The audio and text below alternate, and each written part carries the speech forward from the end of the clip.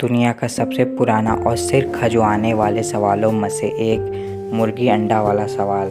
पहले कौन आया, मुर्गी या अंडा? अगर आप कहेंगे कि पहले मुर्गी आई तो वो मुर्गी किसी अंडे से ही आई होगी। अगर आप कहेंगे कि पहले अंडा आया तो वो अंडा किसी मुर्गी से ही तो आया होगा। इस तरह ये जवाब पुरानी कैसेट की तरह फंस जाती है और आदमी सिर खजुआता रह जाता है।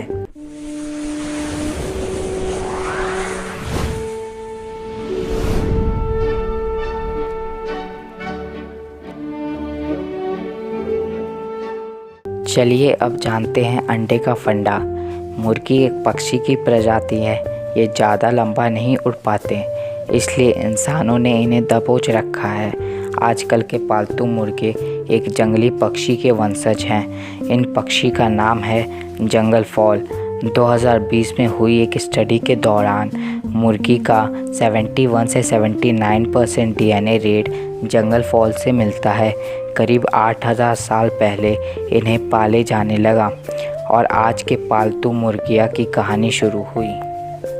चलिए अब जानते हैं पहले मुर्गी आई या मुर्गी का अंडा। इस सवाल का जवाब हमें इवोल्यूशन की मदद से मिल सकता है। इवोल्यूशन यानी क्रमिक विकास का सिद्धांत। 19वीं सदी में चार्ल्स डार्विन ने इवोल्यूशन का कॉन्सेप्ट समझाया। कई पीढ़ियों के दौरान हर जीव में बदलाव आते हैं। इसी तरह पृथ्वी पर जीवन का विकास होता है। जीवों में ये बदलाव जिस्म बदलने के कारण आते हैं। हर जीव की बुनियाद उसके जिस्म है। यही वो कोड है जो तय करता है कि कोई कैसा जीव बनेगा। उदाहरण के लिए, अगर कोई जीव एक पकवान है तो उसका डीएनए उससे बनने वाला रेसिपी है। आपका डीएनए आपके माता पिता से आया है। हर पीढ़ी अपनी अगली पीढ़ी को जिस्म ट्रांसफ़र करती है। जिस्म ट्रांसफ़र करने के दौरान अगर कोई बदलाव आ जाते हैं, इन बदलावों को म्यूटेशन कहते हैं। यही म्यूटेशन इवोल्यूशन की बुनियाद है। मुर्गियों के पूर्वज जंगल फॉल नाम के पक्षी हैं। जंगल फॉल के पीढ़ी दर पीढ़ी कई इवोल्यूशन होने के बाद मुर्गी बनी होगी।